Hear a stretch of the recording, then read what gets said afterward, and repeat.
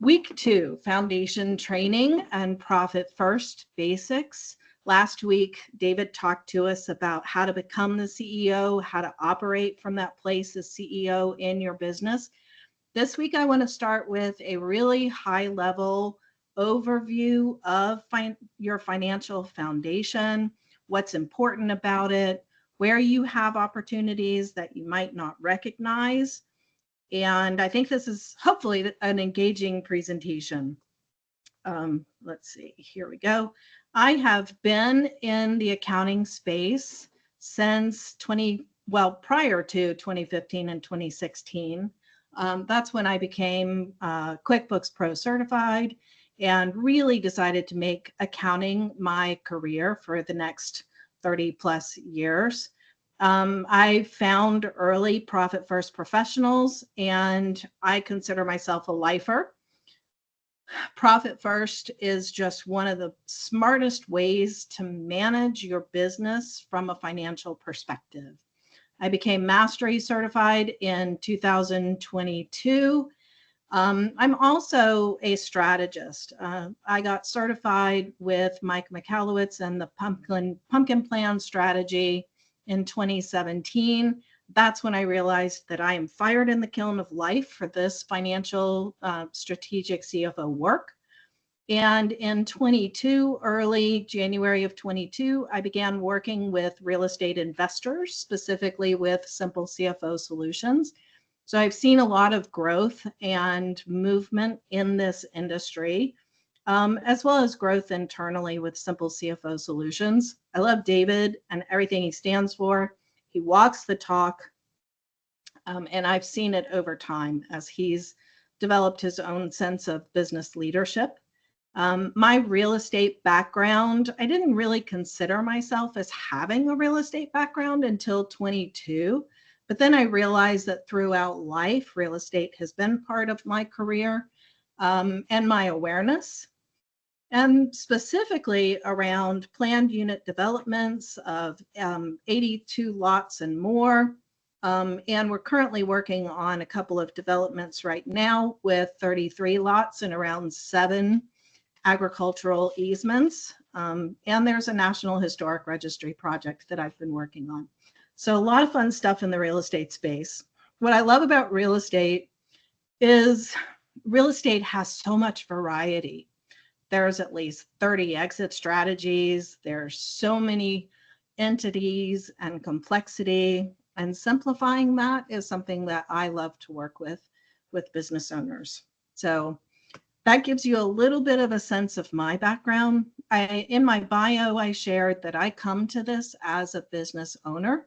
So I'm sitting in the seat looking at things from your perspective and trying to understand what your goals are, even when you don't necessarily know what they are, or maybe when you have so much distance to go between where you're at right now and where you want to be in the future.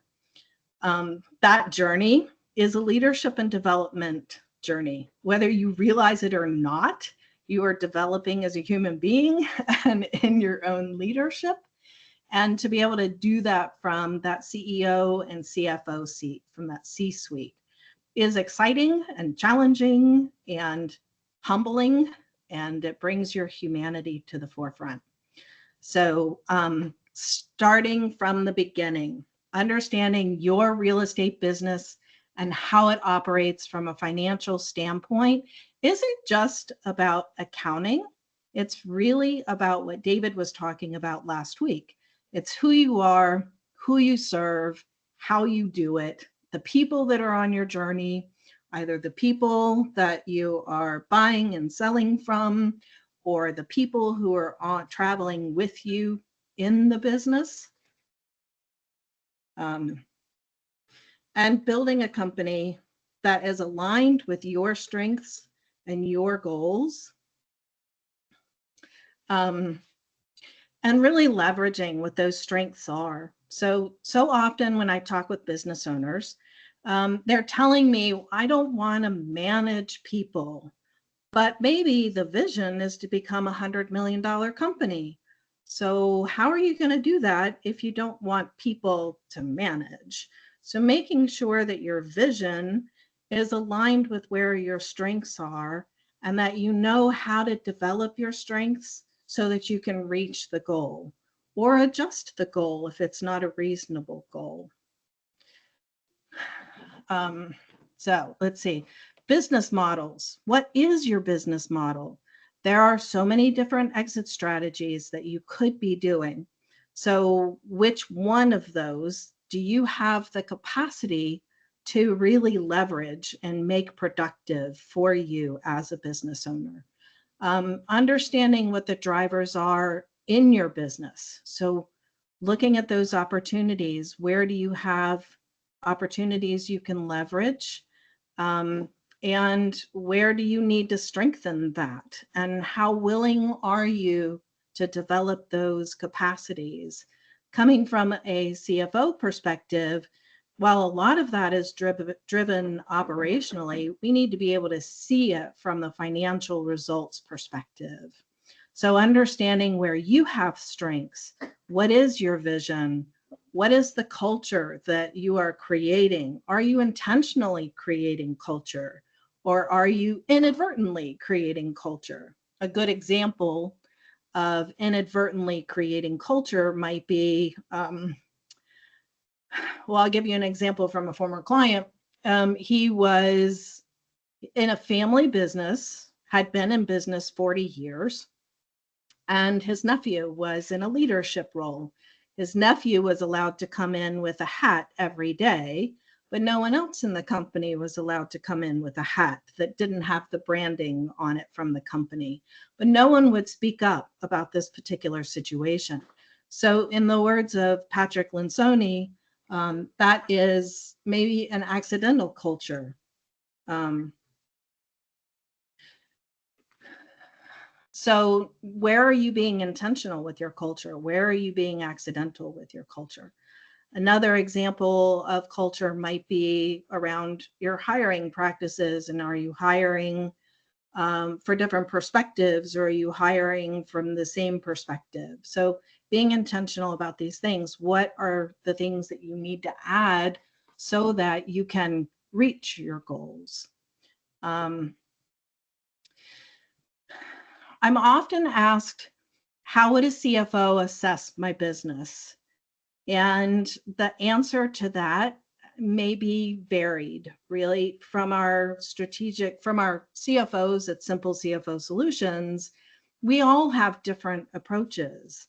Some of us might approach how to assess your business from a bottom up perspective. We're looking at your net profit and we're going upwards to what's creating it, from your operational expenses, your cost of goods, to your top line revenue. Some of us might go from a top down perspective. So what's happening in your sales, and are we growing over time or are we declining over time? What's happening there? When I first start working with a business owner, I'm often surprised. Maybe I shouldn't be surprised at this point because I've been doing this for a long time, but it's a common experience to just look at your financials on a monthly basis and think, yep, that's what it is. And oh, isn't that interesting? But what I found being in that seat and in that role is it's really, how do you compare over time? Where were you a year ago? Where were you a quarter ago? Where were you a month ago? What has changed? And one of the things that I've learned in this space is that there are only three directions numbers can go.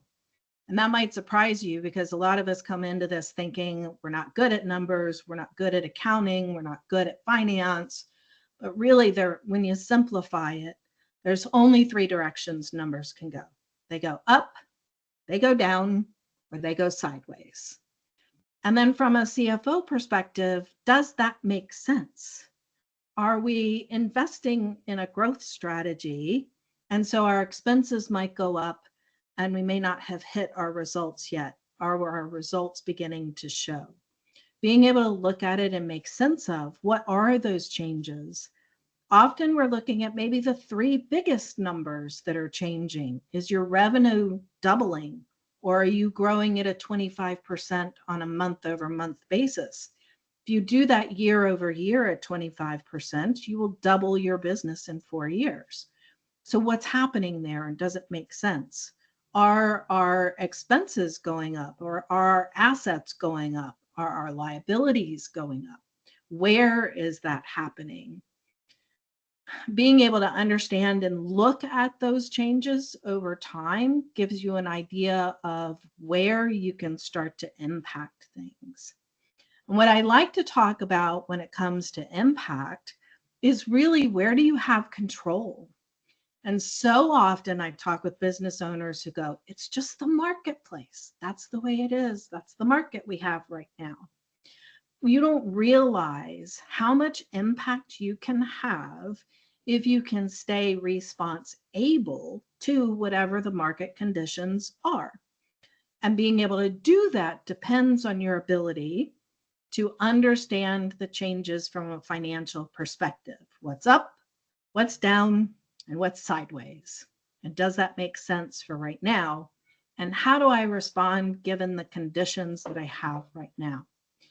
There's a lot of suffering that happens in a business when you don't understand those lag measures versus those lead measures. And a lag measure is something you cannot impact. It doesn't change. It's a fact. It's historic. There's no opportunity for improvement around that.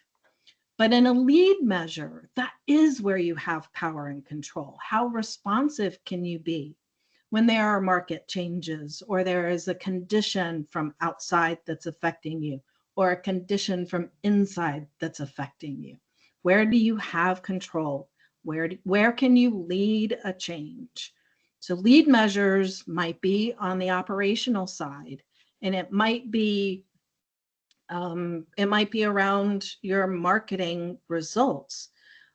From a CFO and a simple CFO perspective, we're not getting into the operations of things, but we are often touching on your operations and understanding what's working, what's not working, where do we need to go back to the fundamentals. So looking at it from a high level, there's a difference between being in an operational perspective or conversation, and that might be, what is your sales look like? What does your conversation look like? How many touches are you having?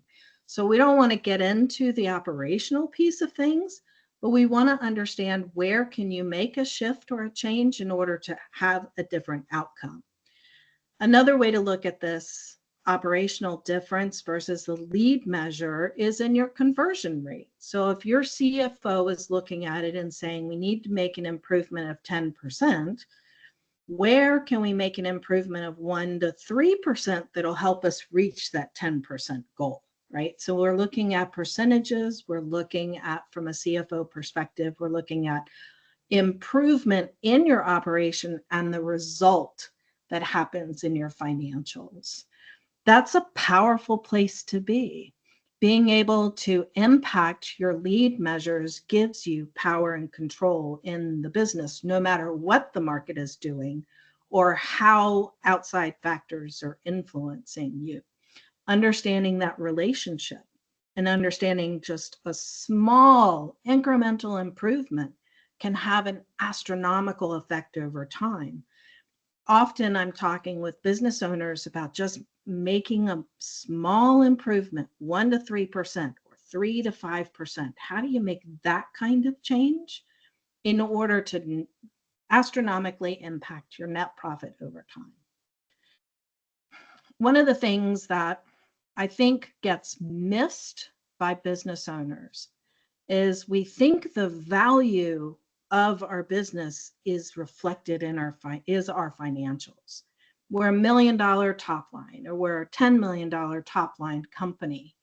But really, the value in your business that drives the financials is outside of your financials. It's in your systems and your processes and your team and the opportunities that are around you in the marketplace, and how effectively and efficiently you can impact those things from within your organization.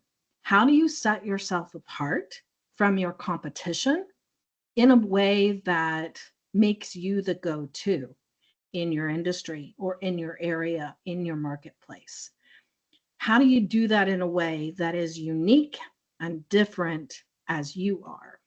So all of the value that is created in your business, that is reflected in your financials, is actually from your strategy, your business strategy, not just your exit strategy, but your business strategy. Who do you serve? How do you do it? Who's on your team? How effective are they?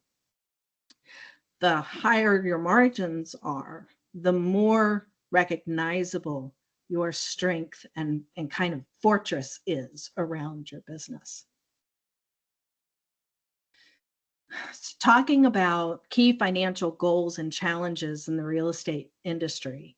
One of the most overlooked things from my perspective is looking at your deal profit. What are your total dollars that you're getting on a deal to deal basis versus your gross profit margin? And what I mean by that is, what if you're getting 30,000 per deal, which is fantastic. That's a number that most startup home investors are looking for, is that 25 to 30,000 or 20 to 30,000 range. But if 98% of your money is tied up in achieving that 30,000, is it really that effective? And so from a financial standpoint, we're not just looking at your deal profit and are you getting 100 grand out of that, or are you getting 20 grand out of that deal? We're really looking at how efficiently are you generating.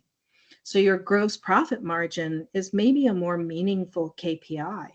And we often are focused as investors on creating that value, getting that deal, winning the contract, producing from start to finish, and running as many things as we can through the system. We're not really looking at whether or not our system is producing the results we expect or we need in order to be successful. One of the things that might impact you on that, we talked a few minutes ago about your conversion rate in your sales process. So your sales process might be static. You might have, step 1, step 2, step 3, step 4. But your conversion rate, what if you could improve that by 1 to 3%? How efficiently are you able to convert those leads? That has an astronomical impact. But actually, if you are not as profitable on that deal as you need to be in order to cover your overhead expenses, then you're wasting time and wasting resources and not being as strong as you can be. So understanding how you lead that, how can you make a change in that area versus not being able to make a change. It's harder to change 20 to 30,000 than it is to change 1 to 3% on your conversion rates. So often another thing that gets on our way is actually mindset. When you are throwing up your hands and saying, I can't do anything about it, I have no power and control, you're abdicating opportunities to an outside influence. And so really recognizing when you are in that thinking space of it should be, or I have to, or I can't, or it's not possible, really challenging and asking curious questions. Why do I think that way? What's driving that assessment or that limitation? And being able to look at what is true. What are the facts? What are facts versus fears? In a downturn in economy, when things are challenging, we have to get better at what we're doing. When things are looser and the economy is easier and freer, we don't have to be quite so diligent about the way we're producing something. But we want to, as business owners, learn that, and we want to have an impact and really be able to influence long-term our profitability and have better control and have more flexibility. And so really challenging your mindset. What assumptions am I making? How do I know that's true? And then there's another thing that I feel like gets in the way very often. It's the power of time. We don't have to have everything right now. We don't look at, as business owners and leaders, we don't look at the value of time the same way. We're in rush mode, we're in busy mode. And sometimes you may not be able to leverage everything that's available to you right now. You don't have the ability to take full advantage of something, but thinking we need to now drives us to maybe spend more or try to acquire something that we didn't know that we think is important. And it traps us in shiny object syndrome. And then we don't really have the capacity to take advantage of that. So we've wasted a resource in financials or in personal development, not personal development, but necessarily, but in trying to learn something that we're not ready to learn yet or take advantage of. The other way that it affects us is not giving something enough time to develop and to fully get built out. So being in a rush about certain things. Um, so, um, common financial pitfalls. We talked just a moment ago about shiny object. Might have gotten a little bit ahead of myself there. But I was just talking with a brand new business owner. He's 3 months into business the other day. And he said, so what are the things that I need to watch out for? And one of the things in this shiny object kind of space is learning, investing in learning. There's so much when you're new that you don't know, but maybe learning from 50 different sources is not to your best advantage. So limiting where you're getting information from and making sure that it's authoritative. Trying the newest and latest software, the newest deal analysis type of software, or the newest the whatever the newest thing is that everyone else is talking about doesn't mean that it's going to be the right thing for you. So getting really focused on where you are, what you need, when you need it, and knowing that you can put things off until a later point in time. Another thing that really gets in our way, especially around real estate investing, is getting your financial data late. I cannot tell you, it doesn't really matter whether it's real estate or another industry, but especially in real estate. Getting late financial data 45 to 60 days after the fact does not help you. And it traps you into wondering and doubting if this data is accurate or meaningful or what to do with it, because you're always behind the 8 ball when it's late like that. So being able to get your financial data on time within the first 10 days of the month, ideally 5 days within the month, you're in a much better place to be able to leverage that information and use it to make decisions going forward. So you are without, it's basically like driving down the road without windshield wipers in a pouring down rain. You just don't have the insight that you need to be able to make good decisions because it's not real time. And in this day and age, with not just with AI on the horizon, but just being able to get the downloads into your financial system is critical.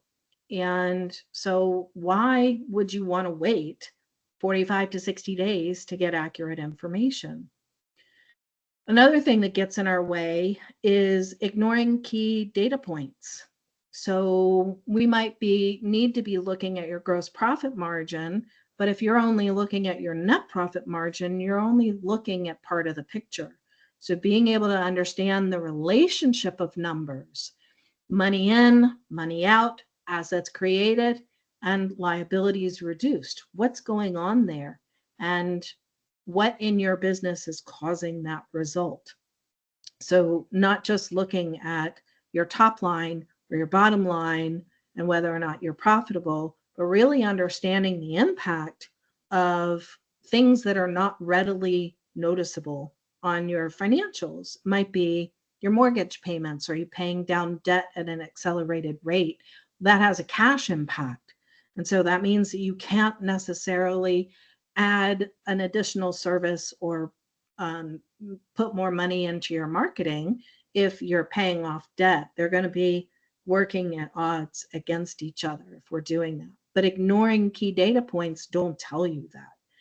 So being able to understand what's happening there and knowing what to be looking at, which we'll be going through, I think next week is you'll get have a presentation from Eric, and he's going to be talking more in detail about deal analysis, specifically from a profit first standpoint.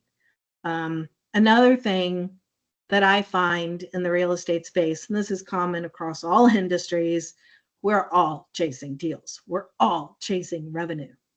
And going beyond that and looking critically at, are these the deals that are serving us? Is this the buy box that we need to be paying attention to, or are we a little too loosey-goosey on what we're looking for? How do we know? And so sometimes business owners I work with or in the real estate space are just looking for the next deal, and let me score it, let me win it, let me get it, let me attack it, right? It's super aggressive, not necessarily to your advantage. It's being able to understand, are you addicted to the adrenaline of chasing the deal, which is okay to understand that if that's what we need right now, but understanding there's a time and a place and that we might need to grow beyond that. Having unreasonable expectations. So I was talking with a business owner in the real estate space, and he did not want to manage a team, but he kept hiring people that he wanted to bring up and teach them along the way and help them understand the business and their impact on it. So these two things were not reasonable expectations to have a team that didn't need training and leadership and development. So it created frustration, and being able to recognize that that was an intention that he had that wasn't in keeping with the result he wanted. And it was challenging. It was really hard to go from that because he had a big heart and he really wanted to help people out and give them an opportunity. But it wasn't working for him to have that expectation that these are not people that need development. He needed people who could take his vision, which wasn't fully developed, and move it forward. But being able to see that that was an unreasonable expectation in that situation. Another way that an unreasonable expectation might get in the way is, let's say you're at $1 million in top line revenue and you want a massive organization at 100 million in top line revenue. Well, to think you're going to get there in 5 years might not be reasonable. If there might be a strategy in which you could do that, but it would take acquisition of resources over time. So it's a huge investment outside funds or something internal that's got to create that. So having a reasonable expectation for where you are, what your strengths are, who you are as a leader, and understanding, maybe that needs to be adjusted a little bit, so that it is reasonable and achievable. There's nothing more frustrating than trying to reach a goal that is so far beyond your capacity that it's not achievable. And then getting stuck in freeze, flight, or fight mode, right? When there are changes, when there's a new outside influence, when there's something beyond your control. Maybe it's interest rates, maybe it's supply chain, maybe it's key staff members who are leaving. Being able to stay in a place where you have the right mindset, where you can see the opportunity and know how to respond to that situation. And sometimes we get ourselves backed into a corner and we don't know how to respond to something. We don't see opportunities. Being able to stay in a place of being nimble, knowing what your one thing is, knowing what the next step is, taking action, being able to respond in any given situation takes a certain mindset and flexibility. And to give yourself space, like if there is a massive change that's impacting you, give yourself some time to assess that situation and then look internally to what are the opportunities? How can I turn this around? How can I be responsive to this?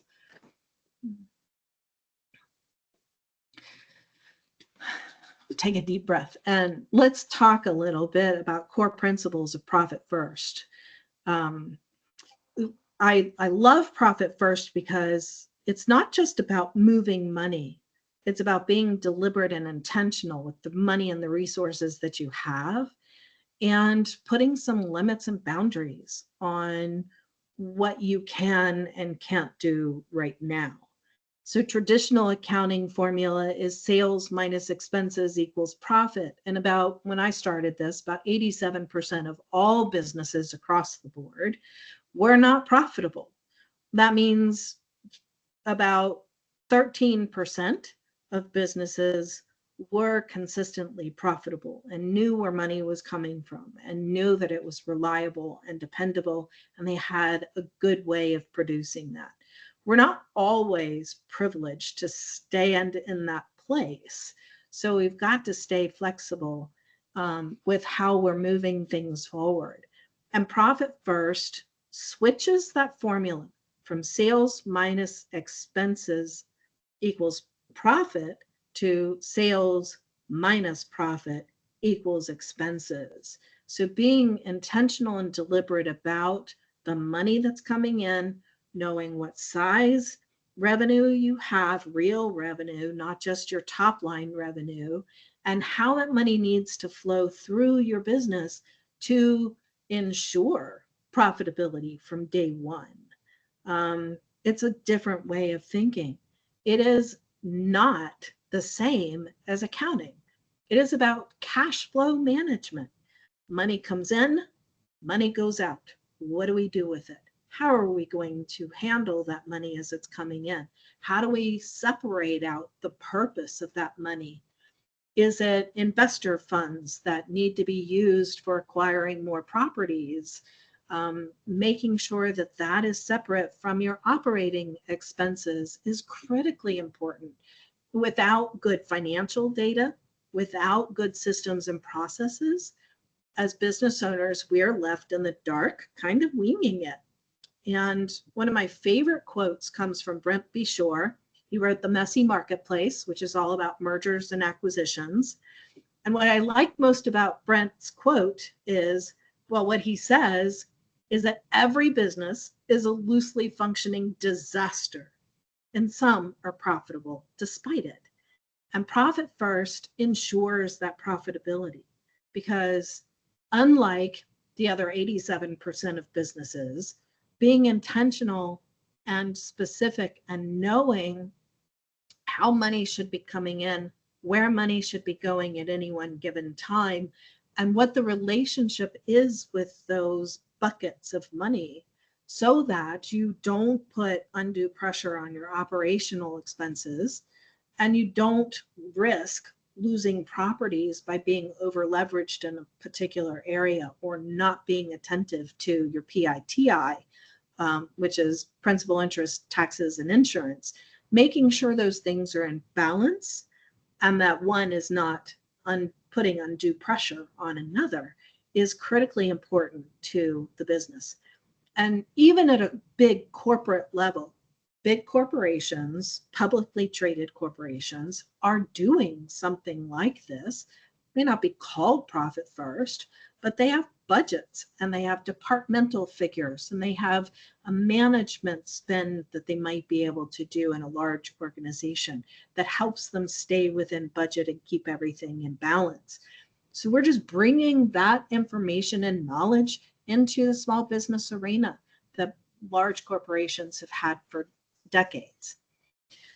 Accounting is challenging because it's conceptual, and being able to look at double entry accounting and say money is going here and it has an offset over here is hard for us until we start to understand it. So it's not a natural place to be for most business owners. Bringing profit first into that gets you to the tactile experience or the visceral experience of where money is going and what it's for. And as a business owner, when I first started my entrepreneurial journey many years ago, being able to look at and understand that relationship would have prevented us from coming out of the CPA's office every year with a pat on the back and just don't make so much or just don't spend so much. So for a long time, we have not, as business owners, had really good information and understanding about how our finances run and operate and what opportunities we have around that. So we're in an incredibly powerful period of time where we're starting to have that access to information and understanding as business owners and CEOs in our companies, investors in our companies, what's happening and what we can do about it, how we can respond to it. For many, many years, right sizing was kind of a buzzword. Oh, we just need to be more efficient. We just need to right size our company. But really, it's about understanding that there are different needs at every revenue level. And every time we hit one of those changes, we have different operational needs. We have different personal needs. We have different team needs. We have different market needs. And being able to stay in a place where we can have and know what to do as a result of these changes that we're seeing, unprecedented period of time. And it really makes me excited. So I talk often with my business owners about business strategy. And I think of that as different from your exit strategy. So your exit strategy is the type of real estate deal that you're doing. Are you a wholesaler? Are you fix and flip? Are you buy and hold? What is it that you're doing? What is the overarching plan for that? But that's how you make money. That is your wash, rinse, and repeat cycle. That is the thing that you do over and over and over again to create a particular result. If you want a team who can lead beyond you, you want to work yourself out of the day-to-day operations in the business, you've got to have a business strategy going forward. You need to know who you are, how you're different in the marketplace, who you are serving, thinking about it from a customer perspective. You might push back on me and say, well, we don't have customers. You have a buy box and you have someone you're trying to purchase it from and you have someone you're trying to sell it to. So you do have a customer. It may not be a direct relationship, but it's no different than an e-commerce business that has an indirect relationship with their customers. So who you are, how are you authentic? How are you in your everyday, and how do you bring that to your business? And how do you lead from that perspective? Who are you serving? How are you doing it? Who's in your team? What do they have clarity around what your expectation is so that on any given day, no matter what circumstances you have going on or they have going on, they know exactly what's expected of them and they have clarity and they have security around that. And so they know how to bring it forward. You as a CEO have to create that. You have to, if you want to create an organization that you can take vacations from and you can support you in your lifestyle and how you want to operate. What is your why? Why are you doing this? Why is it important? It's got to go beyond deal and profit and exit strategy in order to function like a business and give you that capacity to move beyond it. There we go. All right, so talking about the importance of separating money and being intentional around this. when you're coming to work with a CFO and someone specifically who understands profit first, so it's simple CFO, we don't want to force you into using all of the bank accounts that we might think are necessary. Really being able to partner with you and take care of that primary need. What is the biggest need that you have? We may feel pressure to add a bunch of bank accounts, not really understanding how they're going to help you. So we don't want to create that kind of situation. It's not intended to require you to do something. It is intended to help you do something that will alleviate a pressure or alleviate a stress. Might be payroll. I've implemented Profit First with companies from zero startup to 100 million in revenue. And in the $100 million revenue organization, they had 6 locations and high volume business, but didn't have really a clear reason for doing a lot of what they were doing. And they were just doing things because their competitor down the road is doing it. And if they don't do it, they felt like they had to. Understanding that we got to know, are we getting the result from what we're expecting? I might work with someone on payroll who really is struggling to make payroll on a weekly basis. And so our payroll, separating that out and coming from that perspective, from a profit first implementation process, that might be the next best way that we can start moving forward. It might be that it's all about the profit account, being able to do leadership and development training with the team. And so that becomes the most important thing. Where is the pressure that you're feeling? Is it on the marketing and deal acquisition side? Is it on the project management and the disposition side? Where are you feeling that pressure? Is it in your financing and you're over leveraged in a particular way? So figuring out where the key problem is and being able to address that one thing and being able to get you some flexibility and some capacity and some breathing room. Starting small. So it used to be, as a profit first professional, that the recommendation was to start small and just get in the habit of doing it day after day and deal after deal, and just creating and building that habit and being intentional. We're actually recommending now that we max out what you can in a particular area. And so you may be working with a CFO from Simple CFO who is really focused on owner's compensation and making sure that you're maximizing what you get there by reducing your expenses so that you have relief and a sense of stability. Profitability brings stability. And yes, business is chaotic. Yes, it has an ebb and a flow. Yes, it goes up and down. Yes, it can be unpredictable. And from a strong financial position, you can weather that unpredictability. You can respond when there's a massive change. You can take advantage of opportunities. But you've got to stay in that place where you have the capacity to do so. The other thing from a profit first standpoint is that when you are moving money around and you've got money going into your savings account, and it might be for long term, are you pulling that money back out because there's a new absolute necessity that you have to do? And does that behavior affect or tell you something? Is it affecting how you're operating? Absolutely, it can affect how you're operating. So notice, what is the business telling you? Are you overspending in a particular area and having to pull money out to cover it? We've got to stop the spending. Back to the idea of time. You don't have to have everything right now. You can take a break from something and then come back to it in a year or two when you're in a better position. So being able to know how to respond in that place, working with someone from Simple CFO can help you figure that out. Oftentimes,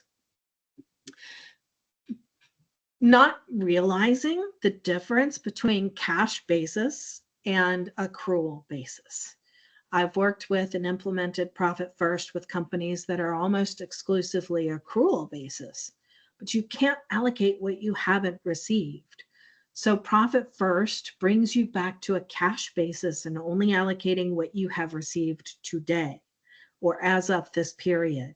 It's about the cash that's come in and where that cash has come from. Is it from a credit source? Be careful about that, making sure that you're using that credit source in an appropriate way. Is it from past due invoices? So making sure what's happening there and you understand and what that means for you. If your business is seasonal, being able to adjust to that seasonality of things and plan for that in the future.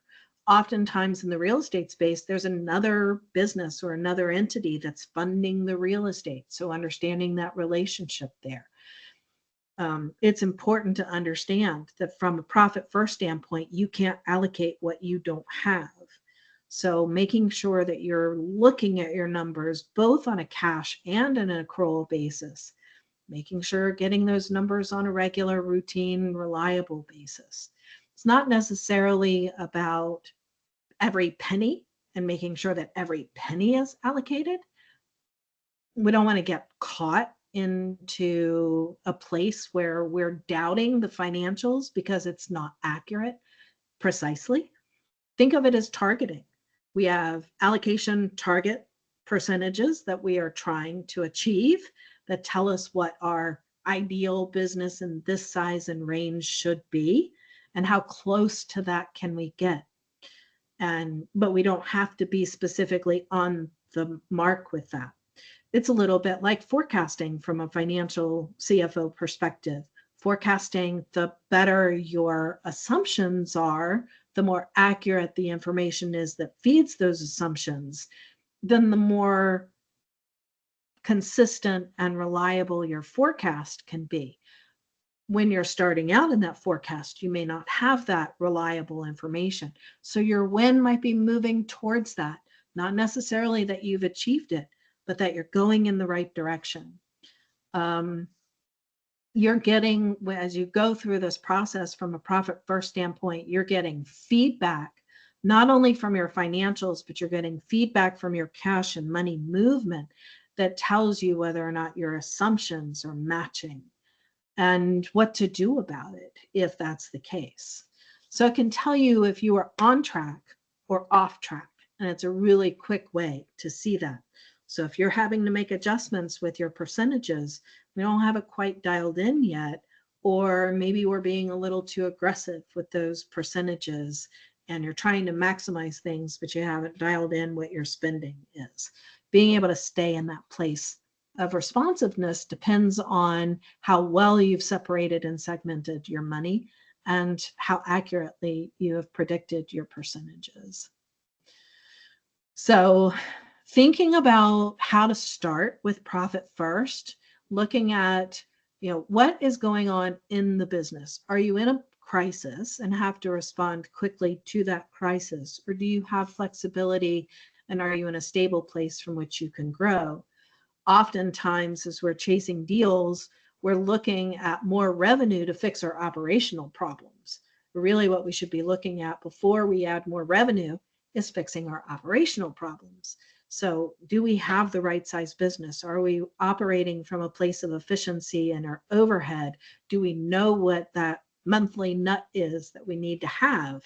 And then are there other influences that are going on? Are you in a credit crunch? Do you need additional financing? Or has a project stalled for 3 extra months? And so that's creating certain conditions that you have to respond to. What's your tolerance for implementing the change with profit first? Do you want to start out slow? Do you want to go aggressively because you're in a good financial place and you're as streamlined as you possibly can be? So we want to work with you at Simple CFO to figure out what that is. What's your tolerance for making a big change like this? And it takes some thinking, some training, some learning, and some development. Are you prioritizing your profit account? Are you prioritizing your tax account because you got bitten before? It's happened to me. I've been in that place where the tax monster has gotten me. And it did in my first company. And that's one of the reasons why I do what I do, because I've been there. I've been in that uncomfortable place. Is it your payroll account? Is that your biggest priority? Is it maybe staff development? Are you planning to acquire more team members? And what will that look like for you? So, where is your tolerance and what is your priority? Being able to look at profit first from a place of flexibility. It isn't unlimited flexibility. We want to make sure that we're being smart about what we're doing, but also that we're solving the main pain point that you have and building from there. So we may start out slow. We might maximize in a particular area and then expand from that place. And understanding that time is our friend, being able to do this over a period of time, months, weeks, years. It can take 18 months to fully implement profit first and get your operational piece where it needs to be in order to leverage the efficiency that profit first expects you to create. Being able to build from that place. The only time, and I've been doing this for a long time, the only time profit first fails is when you don't do it. So every experience you have from a profit first standpoint, if you're shifting money and having to adjust, that's meaningful feedback. That matters. It isn't that it isn't working. It is exactly because it is working that you're making these adjustments and you are seeing what adjustments need to be made. And thinking about where you were before implementing profit first, you didn't have that clarity. So it's important. We come from this perspective as a tailored approach. What is needed in the moment? How do you get where you want to be? And is it a reasonable place to expect that you can from the place that you're coming from? Working with a CFO can help you understand whether or not it's reasonable, or if it is reasonable and it doesn't matter and that's where you want to go, having a CFO to support you along the way and make sure you have guardrails and you stay in line with what you say is your objective. And then I've talked about it before, but it's so critically important, being able to separate out your investor funds from your operational funds, from your owner's comp, separating out your operating expenses from your owner's compensation and making sure that you are taking advantage of what real estate has to offer in terms of tax efficiency and that kind of thing. And I am at the top of the hour. So making sure, yep, that's the end of my slides. So good, I made it, 60 minutes, yay. Can't believe I talked to you guys for 60 minutes without actually seeing anybody. And anybody who knows me knows that it's really hard for me to do this without being able to see your faces. So I would love it if you guys would come on and join me and let's have a conversation and I'll answer your questions to the best of my ability. Sound good?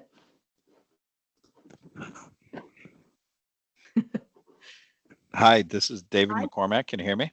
Hi, Can. Hi, David. Hey, one real quick question, and I'm sorry if you covered it. What makes Profit First different? What are the main takeaways that we're going to spend the next 8 weeks learning about? Yeah. So I would say the difference in profit first is it's management accounting. So we have accounting for taxes. We have our chart of accounts. We have our revenue. We have our assets. We have our liabilities. We have all that stuff. But what Profit First does is help you understand what's influencing and impacting your business and gives you the management tools to make decisions. So think of Profit First as a cash-based behavior management system and giving you the feedback from a percentage place of how to operate more efficiently and effectively and put some operational controls in place that you wouldn't normally get from an accounting perspective. Hopefully that answers your question, David. That helps a lot. Thank you very much. Yeah, definitely. Ryan, I see your hand up. Yeah, thanks. I put it in the chat as well, but Okay. we use QuickBooks, and QuickBooks, we have everything set up so I can look at any job that we have at any time to see what we bought it for, what we spent. We've got the budgets loaded in QuickBooks, but we're operating out of one operating account. Mhm. It sounds like it would be an accounting nightmare to set up, a bank account for each and every, flip that we're doing versus one account. We look at it in QuickBooks and we can say, okay, the budget on this is 50 grand. We've spent, 45. We've still got X, Y, and Z to do. We kind of know where it's going to close out. Mhm. What's the strategy for the multiple bank accounts? Yeah, so I would not do a bank account for every property necessarily, right? So if you're small, you're only doing 5 flips a year, you could probably get away with that. But the more you do, I work with one business owner who was advised by another Profit First professional to open a bank account for every property, and he didn't understand how to do that. And so what I would do is at an entity level, that's where your banking relationship starts. You may have the ability with different banks to have a debit card per property, so you can keep it separate, but it's one operating account, so that you can keep things tracked and separated. 55 to go to 55 bank accounts to keep every single property separate is excessive. So we would use QuickBooks to keep things separate and being able to show on a deal by deal and project by project basis. But you may want in some situations to be able to separate out your operating expenses from your investor funds. I would definitely consider that from a profit first standpoint. But there are other ways besides a bank account to separate out those expenses. But I Your guess Yeah. that's where I'm confused here, right? Like if I go to Home Depot 3 times today, the Mhm. girls in the office will get the charge and it'll be for whatever it is. We'll call it material. And Mhm. they'll say, okay, first charge is going to 123 Main Street. The next charge is going to 345 Main Street. So I only have one card because as those transactions come in, the girls are categorizing them to the appropriate properties. Yeah. So again, to have multiple debit cards to try and keep in a wallet to make purchases, Yeah. you know what I mean? Like it's Yeah. all broken out and tracked. If your accounting is clear, then you can depend less on the bank accounts. But the larger you are, the more more separate the buckets need to be. And so we just look at what do you need? Where is the pressure point in your business? And at what point do you want to bring in a particular account for a particular purpose? The 5 fundamental accounts, and I didn't talk about this because Eric's going to talk about it next week, but you separating out your income account from your operations account and your investor funds accounts. So for your situation, that might be the starting point. How do you separate out your income from your operations? That's a Right, simple but start. that's broken out in QuickBooks. Hmm. You know what I mean? Like I can look at QuickBooks at any point in time and say, okay, here's what the guys in the field cost me last week, and here's the projects they worked on. Or hey, here's where the overhead of the girls in the office is at, on a monthly basis, whatever viewpoint I'm working on it. Mhm. So I mean, it wouldn't it be doing the same thing by having it in different accounts? Well, I would have to ask you more about where you feel pressure or where you feel like things are maybe chaotic or you don't have clarity. Okay. There are, you know, probably 13 to 17% of businesses who could use something like Profit First, but don't need it from the banking perspective. They need it from a target perspective. Are we maximizing our operations? Am I receiving as a business owner or the CEO, am I receiving compensation adequate to where I am in business?